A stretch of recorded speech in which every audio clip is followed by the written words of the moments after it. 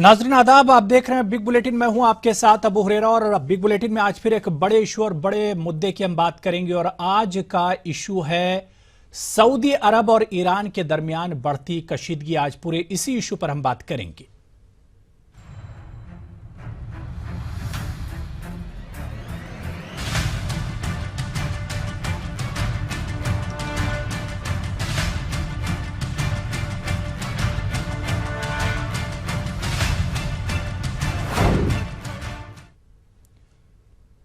जी हाँ, ईरान और सऊदी अरब के दरमियान एक तरह से कशीदगी बढ़ती जा रही है और खित्ता जो है वो दो धड़ों में बढ़ता हुआ नजर आ रहा है।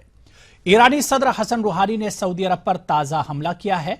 उन्होंने कहा कि सिफारती ताल्लुकात मुनक़ते कर सऊदी अरब अपने किए पर पर्दा नहीं डाल सकता। उन्होंने सिफारती नाता तोड़ने के सऊदी अरब के फैसले को अजीबोगरीब बताया है। तो उधर कुवैत ने भी ईरान से अपने सफीर को वापस बुला लिया है। पूरा यह मामला क्या है और कशीदगी आखिर क्यों बढ़ी, इस पर एक पहली रिपोर्ट देखिए और इसके बाद फिर हमारे साथ खास मेहमान इस पूरे इशू पर बातचीत करने के लिए जुड़ेंगे। लेकिन उससे पहले यह रिपोर्ट।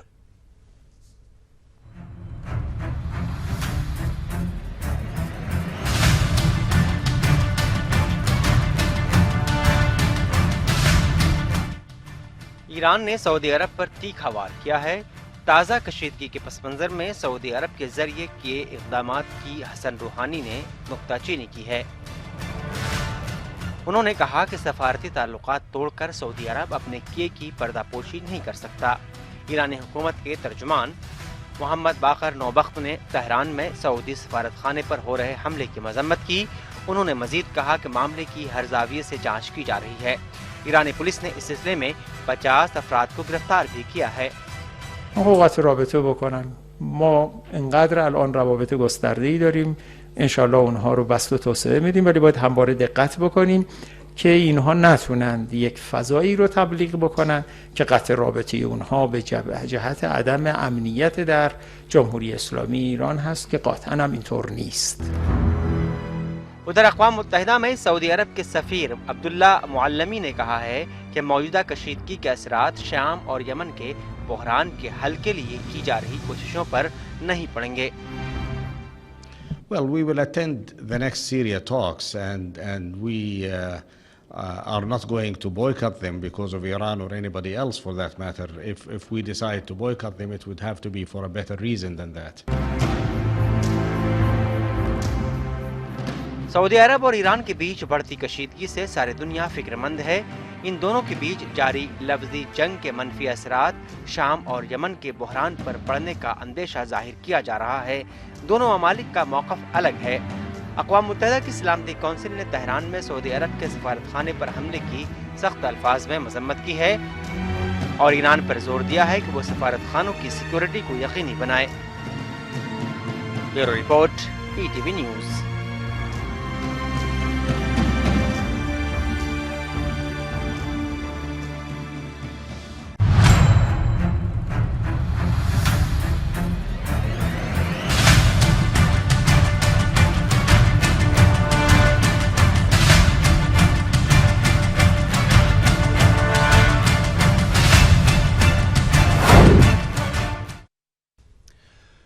तो आइए इस पूरे इशू पर बातचीत करने के लिए चार खास मेहमान हमारे साथ जुड़ चुके हैं। बहुत जल्दी अपने मेहमानों का हम आपसे तारुफ करा दें। हमारे साथ आलमी उमूर के माहिर फिरोज मीठी बोरवाला जी मुंबई से जुड़े हुए हैं। मौलाना जलाल हैदर नकवी साहब शिया आलिम दीन हैं और अरब ईरान ताल्लुकात पर नजर रखते हैं। दिल्ली से जुड़े हुए हैं मौलाना जलाल साहब। इसके अलावा मौलाना मकसूद इमरान साहब आलिम दीन हैं, आप बेंगलुरु से जुड़े हुए हैं। और इन तमाम हालात के ताज़ा अपडेट लेने के लिए हमारे साथ मोहतरमा समीरा अजीज साहिबा सऊदी अरबिया में जद्दा से हमारे साथ फोन लाइन पर जुड़ी हुई हैं। अपने तमाम मेहमानों का इस खास प्रोग्राम में खैर मकदम करते हैं। समीरा अजीज साहिबा, सबसे पहले आपके पास आना चाहेंगे कि ईरान और सऊदी अरब के हालात को देखते हुए ताज़ा अपडेट क्या कुछ हैं, क्योंकि आप जद्दा में मौजूद हैं। क्या कुछ देख पा रही हैं इस इशू को लेकर? इस इशू को लेकर मैं यही देख रही हूँ कि सब जगह टेंशन है, सब जगह फिक्र है जो कुछ भी हो रहा है। और इसकी जिम्मेदार अगर दोनों ममालिक में, सऊदी अरबिया में और ईरान में, और जो कुवैत है या दूसरे अलाइज हैं जो सऊदी अरबिया को जो है वो सपोर्ट कर रहे हैं और वो ये समझते हैं कि ईरान में जो भी उनका जो सलूक है वो गलत है। वो इसका तो जिम्मेदार मैं इस वक्त ईरान को ही समझती हूँ, जो कुछ भी सऊदी एम्बेसी के साथ सऊदी के साथ हुआ जी। वो यकीनन काबिल मजम्मत था, और जो भी मजम्मत उसके नतीजे में सामने आई है वो सत्तान है, क्योंकि ईरान को ये चीज़ समझनी चाहिए है कि इस तरह की, क्योंकि सऊदी अरबिया ने अपना बयान दिया है कि उन्होंने कई दफ़ा 3 दफ़ा जो है वो मदद मांगी थी और उनकी मदद को खामोश कर दिया गया था, इग्नोर कर दिया गया था, जिसके नतीजे में ये सब कुछ हुआ। तो अब जी। इसके नतीजे में सऊदी अरबिया पे इल्ज़ाम लगाना ईरान की तरफ से मैं समझती हूँ बिल्कुल गलत है कि ईरान को चाहिए कि अपनी जिम्मेदारी को समझे और घर में ना सिर्फ मिडिल ईस्ट में अपनी जो पीस और अमन का क़याम है उसमें अपना जो है वो सही तरीके से ईमानदारी से अदा करें। बिल्कुल बिल्कुल। समीरा, एक चीज और जानना चाहेंगे कि ये जो कशीदगी है दोनों ममालिक के दरमियान क्या पूरे खित्ते के लिए खतरनाक साबित हो सकती है?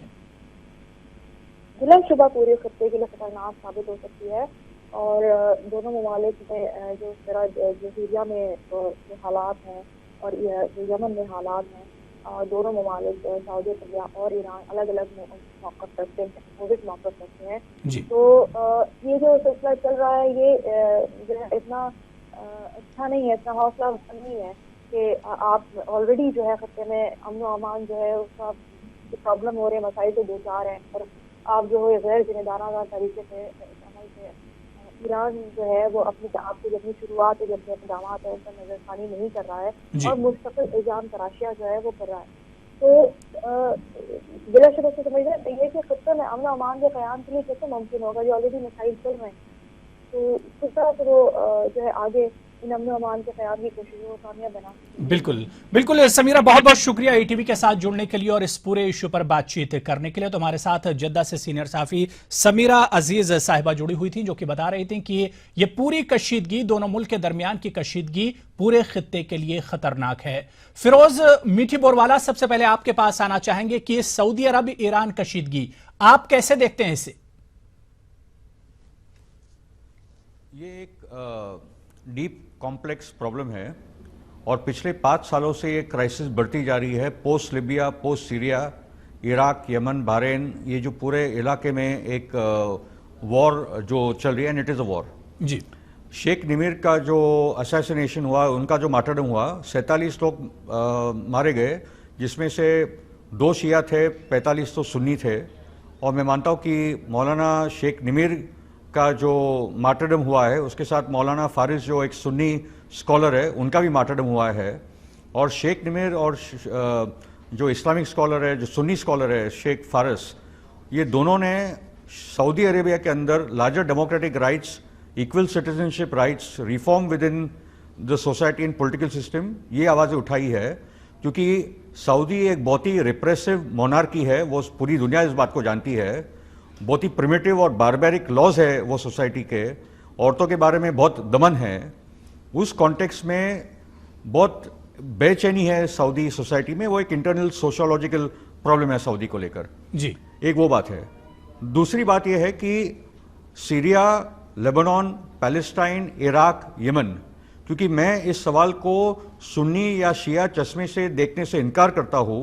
ये बेसिक सवाल है कि जो वहाँ की ताकतें अमेरिका और इजराइल के सामने खड़ी है, और जो monarchies Saudi, Kuwait, Bahrain, Qatar, जो आज इजराइल और अमेरिका के साथ खड़ी है, तो ये बेसिक स्ट्रगल है जो एंटी कॉलोनियल फोर्सेस है, जो रेजिस्टेंस के फोर्सेस है, और जो कॉलोनियल कोलैबोरेटर फोर्सेस है उस रीजन के। इसलिए आप देखेंगे कि सुन्नी, शिया, ईसाई, कुर्द, द्रूज, फिलिस्तीनी मिलकर भी लड़ रहे हैं आइसिस और दाइश और अलकायदा के खिलाफ सीरिया में, इराक में, सब जगह। तो उसको सिर्फ सुन्नी शिया करना, क्योंकि सऊदी की पूरी राजनीति चलती है कि पूरे के पूरे सवाल को सुन्नी शिया करके देखो, चाहे वो यमन हो, इराक हो या जहाँ भी हो, मगर वो पूरी हकीकत की बात नहीं है। इसमें तेल के सवाल है, पाइपलाइन के सवाल है, इजराइल और अमेरिका के इंटरेस्ट के सवाल है, और उनके साथ जो वहाँ के जो देश अमेरिका इजराइल के एलाइज है, क्योंकि Saudi, Turkey, Israel, America, Qatar, ये सब एक साथ आ चुके हैं। एक वो डायनामिक है। उसके साथ मैं और एक बात बोलना चाहूंगा, और आखिरी बात, then we take it ahead. मैं मानता हूं कि लिबिया हो, सीरिया हो, इराक हो, यमन हो, सभी जगह पे पॉलिटिकल सॉल्यूशन आज भी मौजूद है, and that is what is required कि सऊदी, ईरान, जितने मुस्लिम कंट्रीज है वो मिलकर डायलॉग और एक पॉलिटिकल प्रोसेस चला के कॉन्स्टिट्यूशंस और democratic rights, equal citizenship rights, free and fair elections की बात करे, मगर दिक्कत यह है कि जो मोनार्कीज है वो फ्री एंड फेयर इलेक्शन और डेमोक्रेसी कहां से लाएगी जब खुद के कंट्रीज में करने के लिए तैयार नहीं है। बिल्कुल। फाइनली इट इज जो जरूरत है कि पूरे रीजन में डेमोक्रेसी, जो बेसिक कॉल है अरब जनता की, वहां के पूरे मिडिल ईस्ट जनता की, कि डेमोक्रेसी, इक्वल सिटीजनशिप राइट्स, सभी धर्मों को समान स्थान मिले, सभी नागरिकों को समान स्थान मिले जैसे भारत में है। मैं मानता हूं कि वो अरब और मुस्लिम वर्ल्ड में वो भी परिवर्तन की जरूरत है। बिल्कुल। मौलाना जलाल हैदर साहब, ईरान सऊदी अरब कशीदगी, क्या आप देखते हैं कि खित्ता दो धड़ों में एक तरह से बंटता हुआ नजर आ रहा है?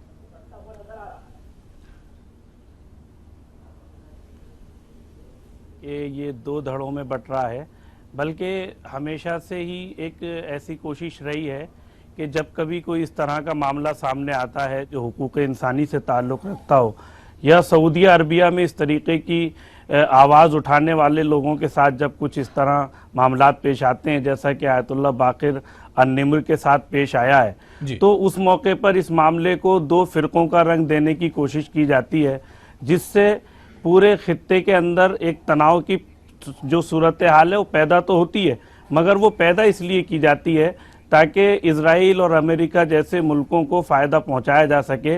और बड़ी अजीब सूरत हाल है। मैं चाहूँगा कि अगर इस मसले को हम और थोड़ा नज़दीक जाके समझें तो ज़्यादा बेहतर होगा। 2012 से आयतुल्लाह शेख बाक़िर अन-निम्र का मामला आता है, उसके बाद 2014 में फांसी की सज़ा का मामला है, उसके बाद फांसी की सज़ा टाल दी जाती है और अचानक बग़ैर किसी इंफॉर्मेशन के उनको 2 जनवरी को फांसी दे दी जाती है। अगर आप इस पूरे मामले को देखें और ख़ित्ते के जो मौजूदा हालात हैं, जो यमन के हालात हैं, जो सीरिया के हालात हैं, जो इराक़ के हालात हैं इस वक्त, और जो ISIS के साथ इस वक्त जंग चल रही है, अगर इस तमाम तनाजुर में इस मामले को आप देखें तो कहीं ना कहीं ISIS के ख़िलाफ़ जो माहौल बन रहा है वो इस फांसी की जो सज़ा दी गई है इससे कमज़ोर होता हुआ नज़र आता है। जहाँ तक मामला आयतुल्लाह बाक़िर अन-निम्र का है तो उनका जुर्म क्या है, सबसे पहले ये देखना होगा। उनका जुर्म ये है कि वो वहाँ पर अपने मुल्क में हुकूक इंसानी की बात करते हैं, वो ख़वातीन के हुकूक की बात करते हैं, वो अपने मुल्क के अंदर माइनॉरिटीज़ के हुकूक की बात करते हैं, अपनी कम्युनिटी की बात करते हैं। सिर्फ इसलिए इस जुर्म में के सऊदी हुकूमत के ख़िलाफ़ आप प्रोटेस्ट कर रहे हैं, इसलिए आपका सर तन से जुदा कर दिया जाए। मौलाना जलाल साहब, आप मानते हैं कि इस कशीदगी के चलते खित्ते में शिया सुन्नी जो कशीदगी है वो भी बढ़ेगी? नहीं, शिया और सुन्नी का मामला कहीं से कहीं तक नहीं बढ़ेगा और ना बढ़ रहा है। पिछले 3 दिन हो गए हैं, ये तो एक माहौल बनाने की कोशिश की जा रही है। जैसा आप देख रहे हैं कि जो जिन मुल्कों से अपने अपने सफ़ीर वापस बुलाए गए हैं या जिन्होंने ईरान के साथ अपना क़त्ए इर्तिबात किया है, वो मुल्क वही हैं जो कहीं ना कहीं सऊदी अरब के साथी हैं और हर तरीके से उसके साथ उसकी नीतियों के शरीक हैं। आप बहरीन को ले लीजिए, सूडान को ले लीजिए, कुवैत को ले लीजिए, तो इससे कहीं ना कहीं ये बात तो जाती है कि जो खुशहाल हालात जब होते हैं सऊदी अरब और ईरान के दरमियान तो उसका मुस्लिम उम्मत मुस्लिमा के ऊपर अच्छा असर पड़ता है, लेकिन जब कशीदगी बढ़ती है तो वो कशीदगी भी सरायत करती है और पूरे खित्ते में फैलती है। खित्ते में ही नहीं बल्कि जहाँ जहाँ मुस्लिम उम्मत आबाद है वहाँ वहाँ इसका असर जाता है। मगर इसे शिया सुन्नी का रंग इसलिए नहीं दिया जा सकता क्योंकि पहला तो मसला ये कि खुद सऊदी का मामला है, उन्होंने अपने मुल्क में आवाज़ उठाई है।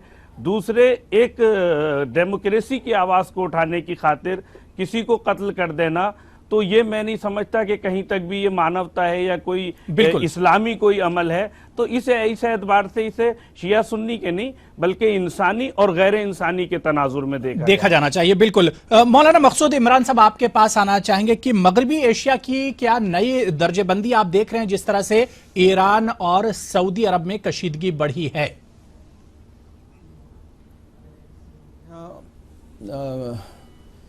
जिस तरह सऊदी अरब और ईरान के दरमियान में कशीदगी का इजाफ़ा हुआ जिसकी वजह से मगरबी ममालिक भी इस सिलसिले में बयान दे रहे हैं, लेकिन हम चाहेंगे कि इस तरह की कशीदगी को बढ़ाए बग़ैर इस मसले को हल करने का एक रास्ता निकालना चाहिए।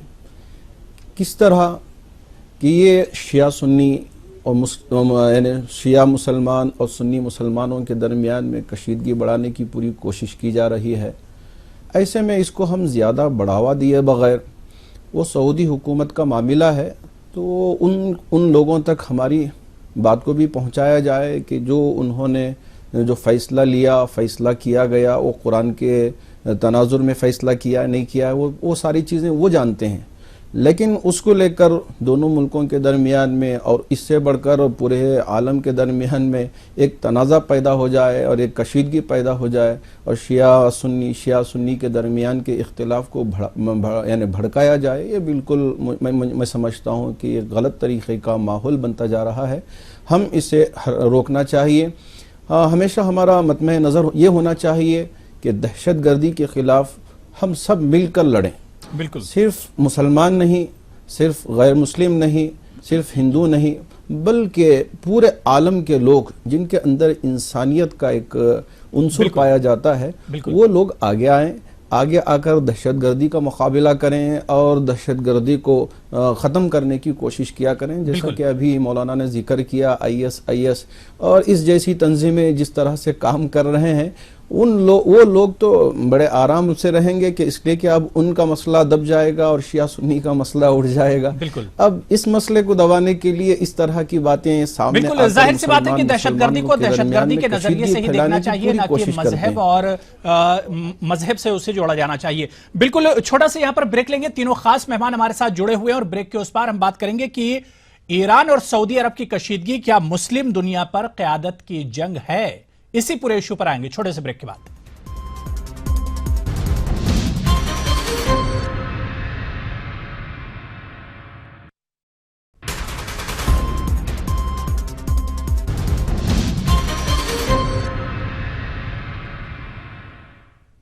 तो बिल्कुल बिग बुलेटिन में आज हम बात कर रहे हैं सऊदी अरब और ईरान के कशीदा होते हालात। उधर कुवैत ने भी अपने जो सफ़ीर है उन्हें वापस बुला लिया है ईरान से, यानी एक तरह से जो है वो कशीदगी इन ममालिक के दरमियान यानी ईरान और सऊदी के दरमियान कशीदगी बढ़ती जा रही है। 4 खास मेहमान आज इस इशू पर बातचीत करने के लिए हमारे साथ जुड़े हुए हैं। फिरोज मीठी बोरवाला, आपके पास आना चाहेंगे कि ईरान और सऊदी अरब की जब बात करें तो कशीदगी तो हमेशा से इन दोनों मुल्कों के दरमियान रही, चाहे 80 की बात कर लें, 88 की बात कर लें, 1991 की बात कर लें, हमेशा कशीदगी रही है।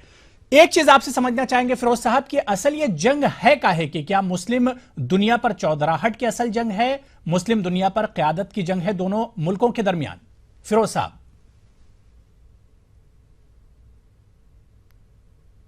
टर्की को ना भूले, क्योंकि एर्दोगान की सरकार भी ओटोमान एम्पायर के अपने ड्रीम्स देख रही है।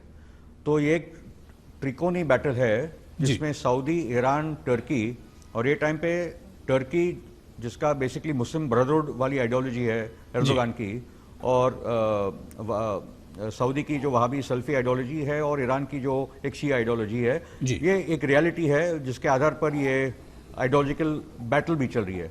मुझे उसकी कोई दिक्कत नहीं कि आप विचारों का आदान प्रदान, आपका प्रचार करें, आपकी विचार फैलाए, मगर अभी परिस्थिति जो बन चुकी है, we are in the phase of a war.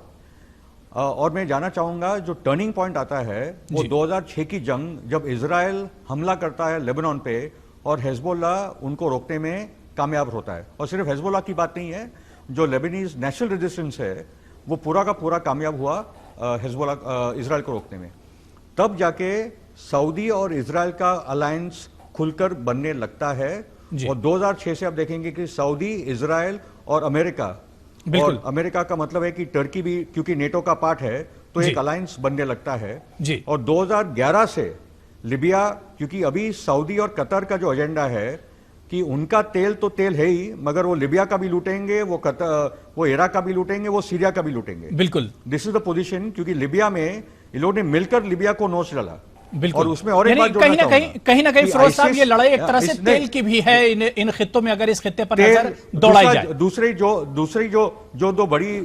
जो लड़ाई है, पाइपलाइन की लड़ाई है, एक है Qatar Saudi pipeline going to Europe, दूसरी है Iran Iraq Syria pipeline going to Europe. ये 2 पाइपलाइन की भी लड़ाई हो रही है। और उसमें आखिरी एक बात बोल दूंगा मेरे सर, कि इसमें आईसिस के पीछे जो ताकत है वो हम लोग वो मैं प्रूव करके बता सकता हूं कि इसकी पूरी आइडियोलॉजी, इसका फंडिंग, इसका ट्रेनिंग, ये सऊदी, कतर, बहरीन, कुवैत, बिल्कुल टर्की बिल्कुल। सबसे बड़ा फिरोज साहब, देश है। वक्त हमारे पास बहुत कम है। ISIS जलाल साहब, आपके वो पास एक आना reality। चाहेंगे, क्या आप भी मानते हैं कि यह क़यादत की असल में जंग है?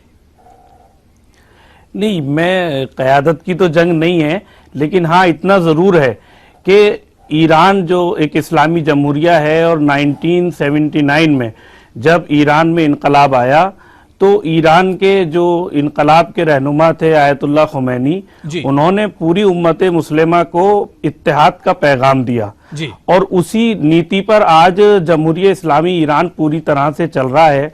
आयतुल्लाह खामनई की क़यादत में ईरान किसी तरीके की क़यादत चाहता है या चौधराहट चाहता है, मैं तो नहीं समझ पाता कि ऐसा कुछ है, लेकिन इतना जरूर है, इतना जरूर है। एक बात इमरान साहब आपके पास कि आप इस जंग को, इस कशीदगी को कैसे देखते हैं? क्या वाकई में क़यादत और चौधराहट की जंग है? 30 सेकंड है आपके पास, फिर हम खत्म करेंगे।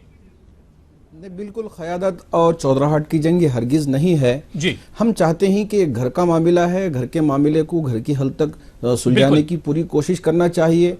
देख लीजिए कि जैसे ही दाइश के दरमियान, दाइश के सिलसिले में जो खबरें उठ रही थीं और ऊपर जब तमाम मुसलमानों ने मिलकर उसे रोनने की पूरी कोशिश की आलम इस्लाम और पूरे आलम के अंदर, तो अब ये अचानक इस मामले को लाकर उसे सर्द करने की कोशिश कर रहे हैं। जाहिर सी बात है, तमाम मेहमानों से माजरत के साथ कि जितना वसी ये टॉपिक था उतना हमारे पास वक्त नहीं था। बहुत माजरत के साथ बिग बुलेटिन में फिलहाल इतना ही। तमाम मेहमानों का बहुत बहुत शुक्रिया इस इशू पर बातचीत करने के लिए। अब इस कशीदगी का नतीजा क्या होगा ये तो आने वाले दिनों में देखना दिलचस्प होगा। बिग बुलेटिन में फिलहाल इतना ही। आदाब।